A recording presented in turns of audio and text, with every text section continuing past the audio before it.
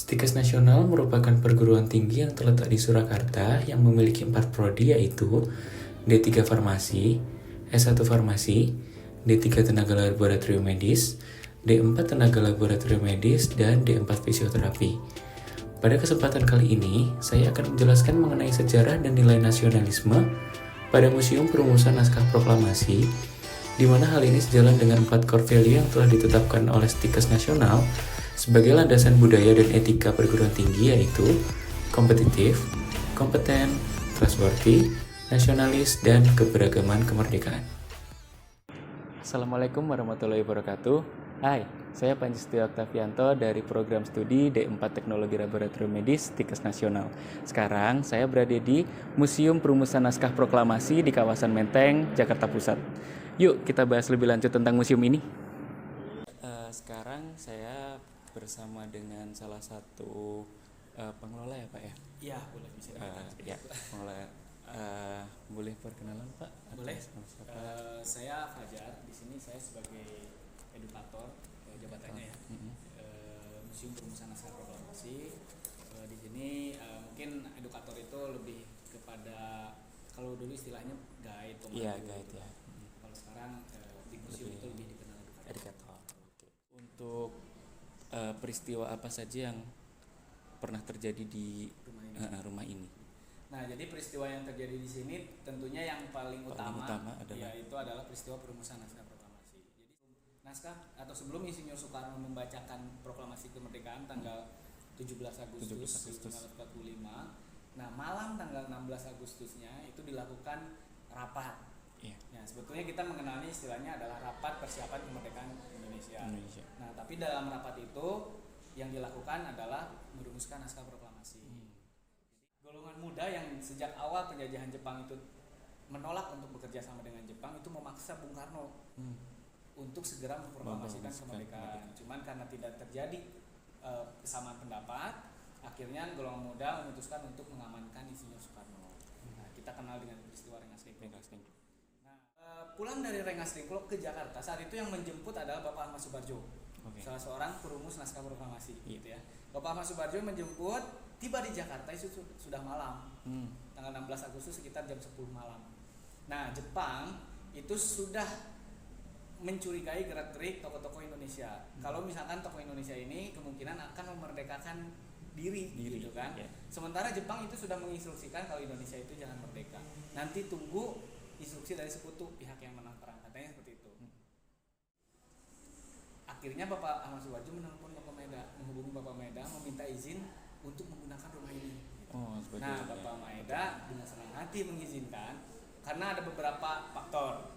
Yang pertama itu adalah Bapak Maeda tetap tegak lurus dengan janji yang pernah diberikan oleh Jepang. Jadi yang kedua, Bapak Maeda itu sudah mengenal baik Indonesia karena beliau itu sebetulnya tinggal di Indonesia itu lebih dulu daripada Jepang menjajah Indonesia. Jadi Jepang itu baru masuk tahun 42, Bapak Maeda itu dari tahun 30 udah di Indonesia. Dia itu bertugas sebagai mata-mata. Bahkan yang ketiga nih alasannya, itu beliau juga menemukan istri ketika beliau bertugas di Indonesia. Saat itu. Yaitu istrinya itu adalah mix Jepang Indonesia. Jadi istrinya itu bukan Jepang totok gitu ya. Tapi dia itu orang Jepang, hijrah ke Indonesia, kemudian lahir di Indonesia. Gitu istrinya Bapak Maeda itu, namanya Ibu Nishimura Fumiko. Itu adalah beberapa faktor ya yang menjadikan kenapa Maeda akhirnya mendukung kemerdekaan Indonesia. Karena Maeda juga sebetulnya orang yang sangat mencintai perdamaian dan juga sangat menjunjung tinggi kemanusiaan. Semua rangkaian proses perumusan naskah proklamasi itu semuanya terjadi di lantai 1. Nah, lantai 1 itu kita bagi ke dalam 4 ruangan. Jadi Bapak Maeda itu sebagai tuan rumah menyambut 3 orang tokoh yang akan merumuskan naskah proklamasi itu di ruangan ini. Ini ruangan pertama. Yaitu dulunya ruang tamu, sekarang kita sebut sebagai ruang pertemuan antara Bapak Maeda dengan 3 orang tokoh yang akan merumuskan naskah proklamasi, yaitu Insinyur Soekarno, Muhammad Hatta, dan Ahmad Subarjo. Kurang lebih posisi duduknya Bapak Maeda di sebelah sini, kemudian di sana Bapak Ahmad Subarjo, di sini Muhammad Hatta dan Insinyur Soekarno. Satu tokoh lagi itu adalah Tuan Miyoshi. Tuan Miyoshi ini adalah bisa dibilang orang kepercayaannya Bapak Bapak Maeda, dia juga bekerja untuk pemerintah militer Jepang. Oh. Tapi tugasnya sebagai juru bicara sekaligus penerjemah. Oh. Kayak gitu. Karena waktunya saat itu sudah dini hari, jam 2:30. Jadi mereka itu sebetulnya sudah tidak punya waktu lagi karena bertepatan juga dengan bulan suci Ramadan. Oh. Artinya mereka juga harus santap sahur. Di luar juga tokoh-tokoh yang lain, anggota PPKI dan juga beberapa pemuda itu sudah menunggu. Jadi yang hadir di rumah ini itu sebetulnya tidak hanya 3 orang ini dan tidak hanya yang mengetik naskah proklamasi saja, tapi ada juga tokoh-tokoh lain. Ada sekitar 40-50 orang total tokoh yang hadir di rumah ini. Nah, karena sudah jam 2:30 pagi, akhirnya mereka dengan segera untuk merumuskan naskah proklamasi supaya tidak terlalu lama. Akhirnya Bung Karno membagi tugas. Karena menurut beliau 2 orang tokoh yang mendampinginya itu pengetahuannya lebih luas gitu ya, secara global juga. Mereka berdua yang memberikan ide. Nah, Bung Karno yang menulis. Oke. Gitu. Nah, kurang lebih selama 1,5 jam sampai 2 jam mereka merumuskan naskah proklamasi. Bahkan mungkin sampai terjadi diskusi dan berdebat. Akhirnya jadilah naskah proklamasi yang ditulis tangan oleh Insinyur Soekarno. Ini konsep lah, bisa dibilang konsep naskah proklamasi yang ditulis tangan oleh Insinyur Soekarno, di mana di sana ada judul.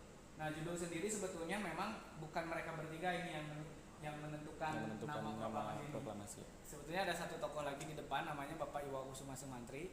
Itu yang memberikan usulan judul proklamasi ini. Nah, 2 alinea ini, alinea 1 itu usulan dari Bapak Ahmad Subarjo, alinea 2 ini usulan dari Muhammad Hatta. Dalam alinea 2 terdapat banyak coretan. Nah, ini menandakan kalau mereka bertiga itu berdebat menentukan kata atau istilah yang sesuai dengan kondisi saat itu. Betul. Ada 3 kata yang dicoret. Yang pertama itu kata, semuanya di alinea kedua ya. Yang pertama itu kata penyerahan.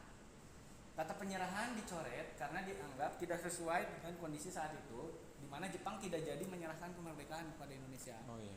Itu yang pertama. Yang kedua digantikan penyerahan jadi pengambilan.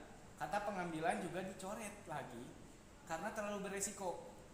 Ketika Indonesia diberikan perintah untuk menjaga status quo gitu ya, atau tidak boleh dulu ada perubahan apa-apa apalagi merdeka, terus Indonesia memunculkan kata pengambilan, yaitu merebut, mengambil.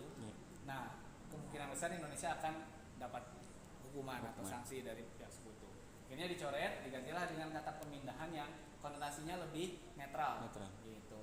Satu lagi adalah kata diusahakan, dicoret menjadi diselenggarakan. Kata diusahakan ini dirasa kurang cocok dengan kondisi saat itu karena kemerdekaan itu harus segera terjadi dan pasti terjadi. Sementara kata diusahakan itu kan konotasinya belum pasti. Ya, betul. Nah, akhirnya ditulislah tanggal Jakarta karena saat ini sudah masuk tanggal 17 Agustus ya. 17/8/05 Wakil-wakil bangsa Indonesia. Nah, 05 ini itu merupakan tahun Jepang, tahun Showa. Oh, 05 itu.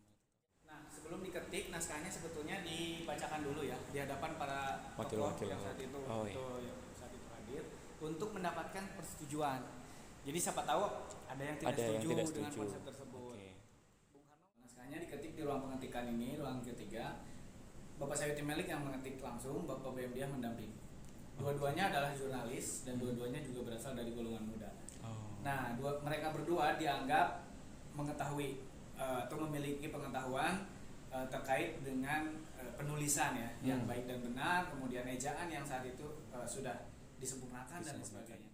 Nah, di depan sekitar 40-50 orang tokoh naskah proklamasi disahkan dan Bung Karno juga menyampaikan kalau pembacaan naskah proklamasi yang awalnya mau dilaksanakan di lapangan Ikada di Monas itu tidak jadi, dipindahkan ke halaman depan rumahnya di Jalan Pegangsaan Timur nomor 56 Jakarta. Karena dikhawatirkan terjadi bentrokan dengan pihak Jepang. Jadi proklamasi kemerdekaan Indonesia itu bisa dibilang dilakukan secara diam-diam.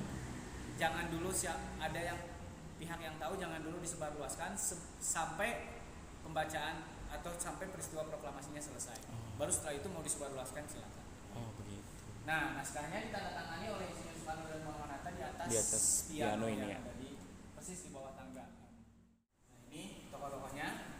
Ini gabungan antara golongan muda dan golongan tua. Mereka juga mayoritas merupakan anggota dari PPKI. Dan sebagian dari mereka ini nantinya juga akan menjadi gubernur pertama provinsi-provinsi yang ada di Indonesia. Jadi mereka itu perwakilan dari tiap daerah juga. Oh gitu. Nah ini naskah proklamasi Yang tulisan diketik. ketika Bapak Setiabudi. Kayak satu. Di mana naskah ini sudah ada beberapa perubahan, kemudian naskahnya juga bisa dibilang benar-benar dijaga ya, benar-benar dirawat juga sampai sekarang, karena memang ini bukti otentik kalau Indonesia sudah merdeka. Nah, itu tadi adalah penjelasan mengenai sejarah Museum Perumusan Naskah Proklamasi, di mana ternyata tempat ini menjadi saksi mata kemerdekaan negara Indonesia. Sekian dari saya, Panji Setia Oktavianto. Bye.